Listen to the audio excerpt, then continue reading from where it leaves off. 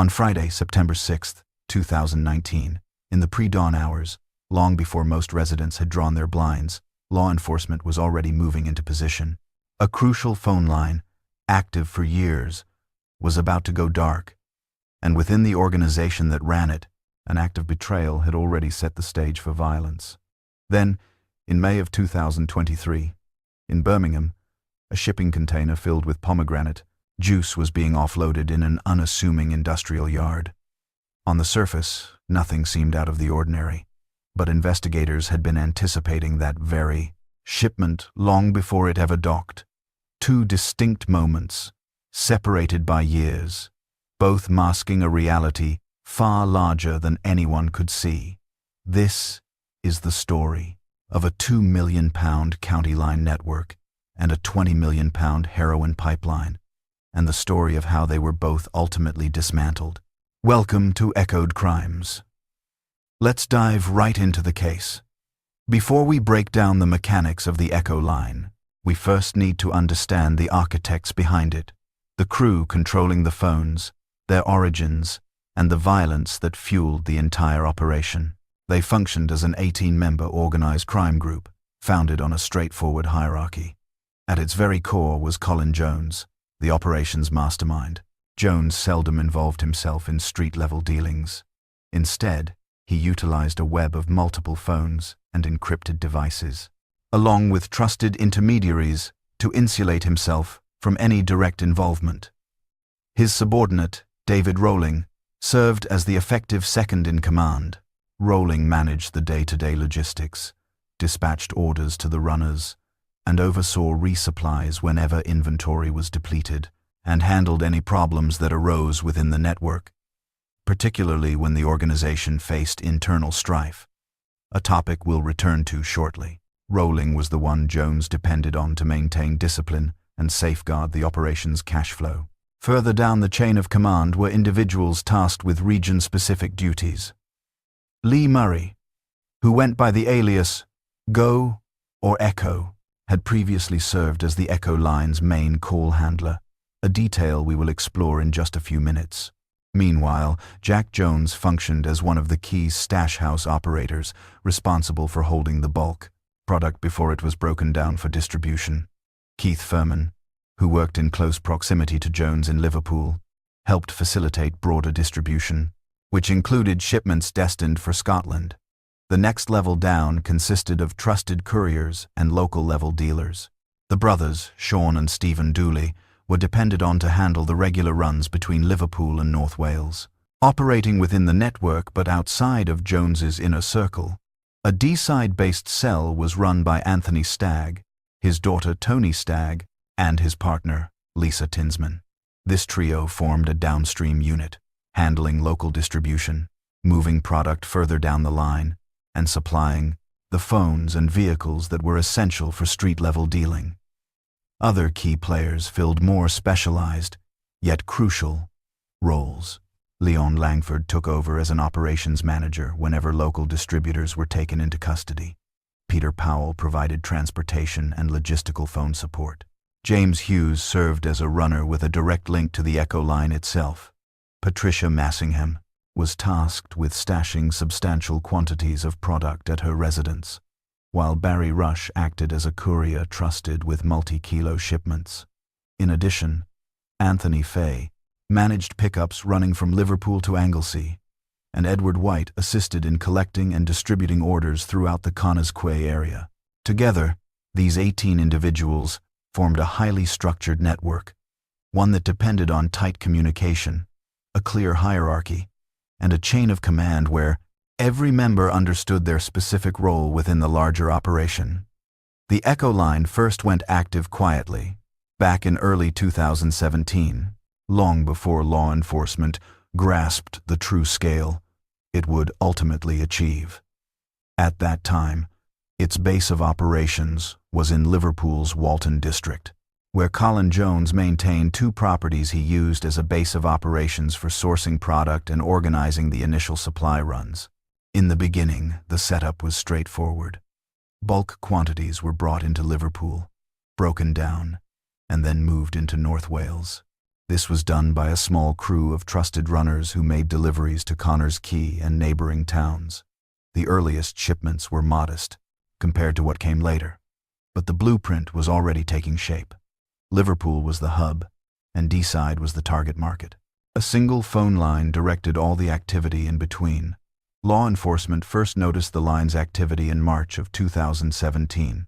That's when a search warrant in Connors Key led to the seizure of 25 wraps of heroin, valued at roughly £250.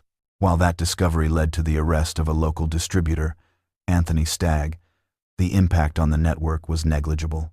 The Echo line simply carried on, with its call handler redirecting customers and replacing runners whenever necessary. It served as an early indicator of just how resilient the organization's structure was. Losing any single person didn't slow it down. Throughout 2017 and 2018, the line saw steady growth, with orders taken through a dedicated cell phone number based in Liverpool.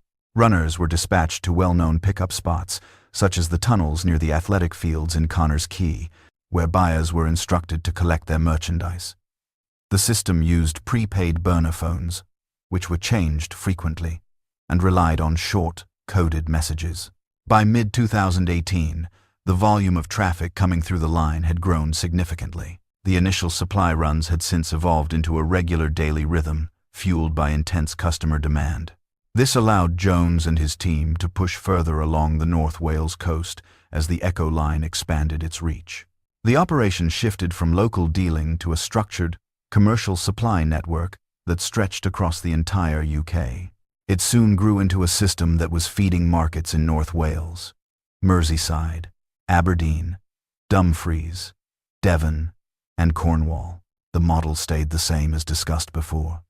The Echo line ran 7 days a week, handling 160,000 calls and texts between April and July of 2018 alone, and was grossing up to £2 million per month.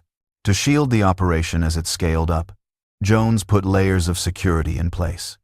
He used multiple phones, including 5 registered, 4 unregistered, and 2 encrypted devices. These were similar to the kind used by the military, and the encrypted handsets let him communicate without leaving a digital footprint. Runners also carried numerous prepaid devices, frequently swapping them to evade detection. Jones even had his properties swept for listening devices. This showed just how aware he was of surveillance risks. The group's inner circle used polygraph tests, costing £150 per person, to ensure loyalty and identify anyone they suspected of pocketing profits. From the outside, the system looked impenetrable, but inside the crew, a single conflict was about to make everything unstable. In 2018, the Echo line was firing on all cylinders, and Lee Murray remained at the heart of its day-to-day operations. He controlled the main phone line, took the orders, and directed the runners. He also coordinated deliveries into Connors Key and beyond. His position gave him direct access to the cash flowing in, and over time, suspicions grew that he was taking more than his fair share. Within the group, it was simply called skimming, taking small amounts, often enough to matter. For Colin Jones, who ran his network with an iron grip on profit and loyalty, it was a betrayal he refused to ignore. The relationship between Jones and Murray unraveled quickly after the allegations came to light. What had been a straightforward working structure escalated into outright distrust. Murray's position in the Echo line put him in charge of both customers and runners, and Jones started to suspect that cash was being skimmed before it ever made it back to him. This wasn't just about money. The tension threatened the stability of the entire enterprise. Murray was gradually sidelined from the decision-making process, and his responsibilities were shifted to others, including David Rowling, whom Jones increasingly leaned on to keep the network stable. Around this time, police in Scotland intercepted a package containing 0.5 kilogram of cocaine, 69% pure, which was headed for the organization. The shipment was tied directly to Murray through his control of the Echo line phone, revealing the true reach of their supply chain. It underscored his critical role in the operation and the massive scale on which the group was operating, even as his own standing within the organization was crumbling. The situation deteriorated to the point where Jones began discussing a permanent solution to the Murray problem with other members of the group. The phrase, "do an 11" was used, a reference investigators understood to mean planning an act of serious violence. What had started as suspicion over missing money had morphed into something far more sinister. And while none of them knew it yet, their conversations were already being intercepted by law enforcement, who were closing in from the outside.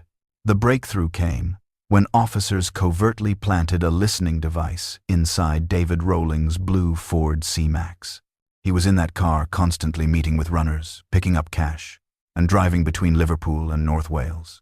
From the moment the bug went live, investigators were finally listening to the group in their own words. The conversations recorded in that vehicle laid bare how the network was being managed, who was calling the shots, and just how close the internal tensions were to exploding into violence. Rowling had no idea that every trip, every conversation, and every single plan was being captured in real time. In addition to the audio, surveillance teams tailed the group through Liverpool, Prestwich, and Deeside, quietly piecing together the entire drug route. They followed vehicles leaving the Walton home base, observed handoffs in known dealing spots, and watched as runners arrived at designated locations, where customers were being directed by the Echo line. These visual observations were corroborated by automatic license plate reader hits, confirming the movement of specific vehicles during supply runs. Every scan revealed the same pattern. Mobile phone analysis painted an even clearer picture. Officers mapped the Echo line's activity and connected calling patterns to individual suspects, and linked specific devices to trips already flagged by the license plate readers. The data showed exactly when the line was active, which phone numbers were taking the orders, and how often certain cell phones traveled with the couriers. When combined with the recordings from Rowling's vehicle, investigators could match voices to movements, and those movements to specific roles within the organization's hierarchy. Throughout the surveillance, officers also learned of an escalating threat of serious violence against Lee Murray. The intelligence they gathered was so alarming that police issued a formal threat to life warning, notifying Murray that his life was in imminent danger. This development confirmed for investigators that the network was beginning to fracture from within and that the stakes were escalating, well beyond a routine drug supply operation. By the time the surveillance concluded, officers had the one thing they'd been missing for years: a clear, unobstructed view directly into the heart of the Echo line. It was enough to shift from watching to dismantling the network. The operation moved from surveillance to action on September 6, 2019, with a series of coordinated dawn raids. Coordinated raids were launched across North Wales, Merseyside, and Scotland, as teams hit multiple properties at the exact same time. All were connected to the highest-ranking members of the Echo line, with the goal of dismantling the entire network before anyone could sound the alarm. In Deeside, law enforcement breached addresses used as local hubs, while in Liverpool, they focused on Jones's operational bases. These included locations in Walton and other properties tied to storage and drug processing, while Police Scotland executed their own warrants. The Scottish warrants were connected to the group's northern supply chain, including locations linked to the intercepted cocaine package. Throughout the searches, officers seized evidence that laid bare the sheer scale of the operation in North Wales. They recovered cash totaling around £80,000, along with quantities of Class A narcotics prepped for local distribution, and numerous burner phones tied to the Echo line's communication system.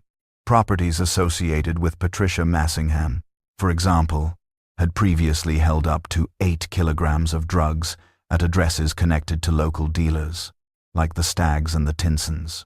There, investigators found packages ready for sale, digital scales, cutting agents, and additional cell phones. In Liverpool, investigators also uncovered processing materials, encrypted devices, and documents connecting several defendants to the larger network. With the key players in custody, the structure that had once seemed so resilient began to crumble.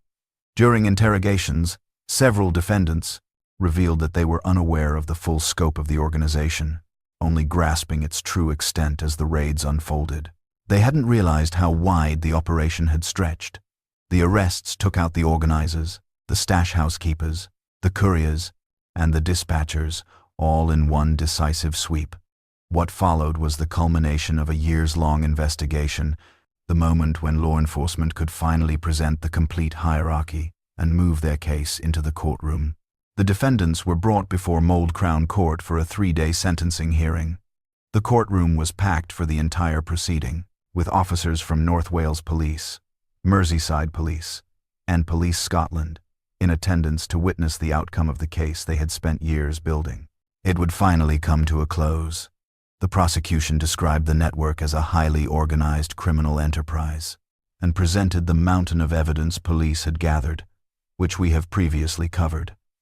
Defense attorneys offered mitigating circumstances for each defendant. Several cited struggles with addiction, poor physical or mental health, or claimed to have had only minor roles within the larger structure. In some instances, they argued that these individuals were driven by their own dependency, not by criminal ambition. Others claimed a complete lack of awareness of the operation's true scale, noting that some defendants had only ever handled small quantities on a local level and had no insight into the network's cross-country reach. Judge Nicholas Perry addressed the court with clear, forceful remarks.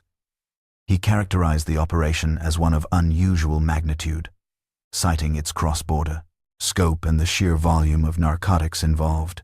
He highlighted the immeasurable harm inflicted upon communities in Deeside and across North Wales, and emphasized that the Echo Line had operated with factory-like efficiency, concealing its activities behind layers of communication, couriers, and safe houses.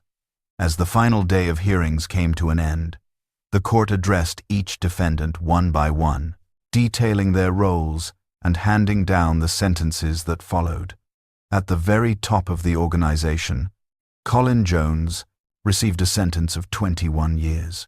14 of those years were for masterminding the drug supply operation, with an additional 7 tacked on for his role in the conspiracy to inflict serious bodily injury, a charge that reflected both his leadership and the escalating violence within the organization.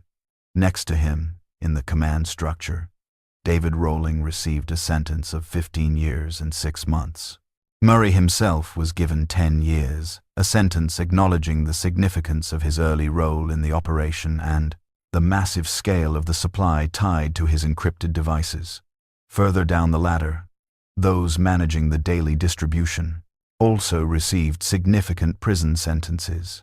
Anthony Stagg was put away for 4 years, while his daughter, Tony Stagg, was also sentenced to 4 years.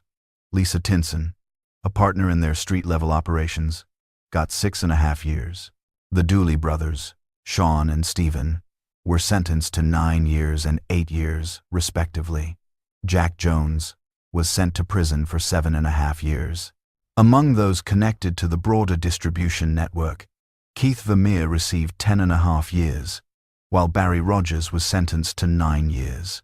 Patricia Massingham was given a 4.5-year sentence. Several other defendants, with more limited yet still crucial roles, also faced prison time. Anthony Fahey got 6.5 years. Edward White was sentenced to 4.5 years. Peter Powell received 4.5 years, and James Hughes was also imprisoned for 4.5 years. In all, the sentences totaled 146 years and 9 months, bringing to a close one of the most extensive organized crime investigations ever conducted in North Wales. At the heart of the second case were 54-year-old Colin Bartlett and his son, Lee Bartlett, 32, a father-son duo from Bordesley Green in Birmingham, who operated the UK end of a heroin pipeline stretching directly from Afghanistan to the West Midlands. But unlike the disorganized, street-level networks seen in many local operations, this group functioned through a front company, created to appear as a legitimate importer of pomegranate juice.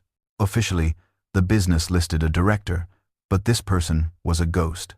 The identity was completely fabricated to create a legal buffer between the Bartletts and the overseas controllers of the supply chain. The larger organized crime group, which remains only partially identified, depended on shipping containers sent from Afghanistan, disguised as massive commercial juice imports. These shipments were carefully arranged to look legitimate, with thousands of bottles neatly stacked inside commercial-grade packaging. But hidden within this cargo was heroin, dissolved or mixed directly into the pomegranate juice, a method allowing the illicit substance to move across international borders without raising immediate red flags. And while the Bartletts, while not the masterminds behind the entire network from Afghanistan to the UK, they were the crucial players running the operation on British soil. The trusted individuals tasked with receiving the shipments, organizing crews to unload them, and making sure the narcotics could be extracted from the legitimate product once it was inside the country. These roles placed them squarely at the operational core of this organized crime group, even as the true leadership behind the Afghan supply route remains a mystery. The major break in the case came in May of 2023, when a shipping container weighing 2.6 tons arrived in Birmingham.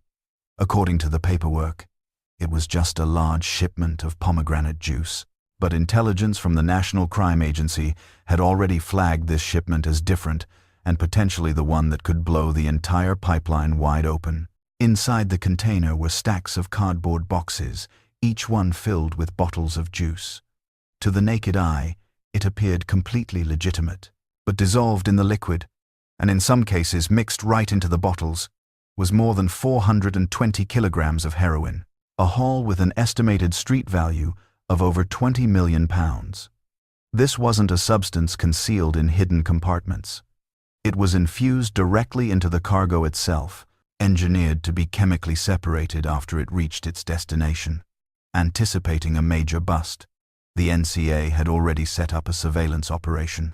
Centered on the shipment, agents monitored its entire journey, tracked its arrival, and moved into position to watch whoever showed up to unload it.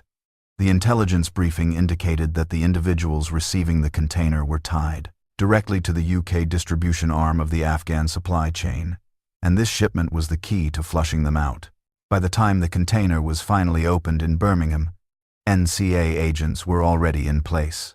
11 hired men had been brought in to help unload the cargo, ordinary laborers who had no idea what was concealed inside the crates. Their presence made the entire scene look like a completely routine commercial delivery, which was precisely what the organized crime syndicate had intended. From a concealed vantage point, NCA agents watched in real time as the Bartletts and the work crew started unloading the pallets of pomegranate juice.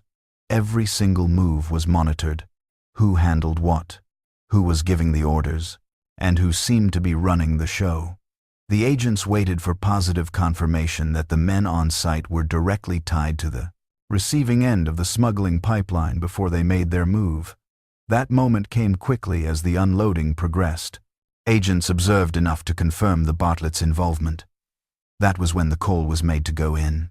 Agents moved in decisively, swarming the site and shutting the operation down. Colin and Lee Bartlett were arrested on the spot, while the 11 laborers were briefly detained, questioned, and later released once it was clear they were not knowingly involved. Inside the container, investigators seized the entire shipment, where the substance had been blended in such a way that only a chemical process could extract the contraband. The seizure confirmed the massive scale and sophistication of the smuggling technique, making it one of the most unusual concealment methods the NCA had ever encountered. In the immediate aftermath, the container was transported for a full forensic examination, and the Bartletts were taken into custody. With the arrests made and the narcotics secured, the NCA now had hard evidence, linking the suspects to the UK end of the Afghan import pipeline, and the investigation was now entering its final phase. While Colin and Lee Bartlett were facing sentencing in Birmingham, 2 other men tied to the same investigation had already slipped through their fingers. Shamit Khan, 56, and Matiullah Zamankel, 23, both from the Washwood Heath area, were now fugitives, after failing to appear for their bail hearing in November of 2023. Their disappearance left a major hole in the case. These were 2 individuals believed to hold key information about how the front company operated, and potentially how the shipments were routed from Afghanistan. into the UK.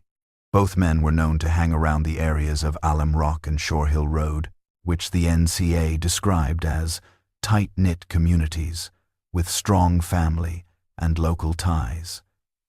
Investigators believe the two might still be moving within those very networks, supported by people who either didn't grasp the scale of the trafficking operation or were deliberately hiding them from the law. What made the search all the more urgent was the suspicion that Khan and Zamankel were not small-time players. Their connections to the logistics side of the Birmingham operation suggested they played a critical role in either the movement or reception of the shipments. Their failure to appear in court raised the very real possibility that they knew the investigation was closing in on them. The NCA put out a public warning that anyone aiding the fugitives, whether by providing shelter, transportation, or simply hiding their location, could face arrest themselves. The Bartlett case ultimately concluded in two phases. The first was the August 2025 verdict, where a jury at the Birmingham Crown Court found both Colin and Lee Bartlett guilty of participating in the criminal activities of an organized crime syndicate. The prosecution laid out its case on their involvement in the syndicate's activities, defining their roles within the operation. However, the jury did not find enough evidence to convict them of playing a part in the international smuggling aspect of the enterprise. They were consequently acquitted of conspiracy to illegally import controlled substances. The evidence demonstrated that their roles were much more limited in scope. They handled the UK side of the operation, receiving and unloading the cargo once it arrived in Birmingham. Their level of involvement was pinpointed as hands-on operational support, rather than any type of strategic or managerial oversight. Their sentencing hearing occurred in November 2025, and although the heroin shipment was worth over £20 million on the street, the court's decision focused strictly on the charges the jury had confirmed. This led to the court imposing suspended sentences: 24 months for Colin and 18 months for Lee, both suspended for 2 years. The court's reasoning, though not extensively covered in the media, was based on the fact that they had not been convicted of organizing or directing the smuggling pipeline. Let us know your thoughts in the comments below. We'd love to hear your perspective, and if you found this analysis informative, be sure to hit that like button, subscribe to our channel, and ring the notification bell so you never miss the next episode of Echoed Crimes.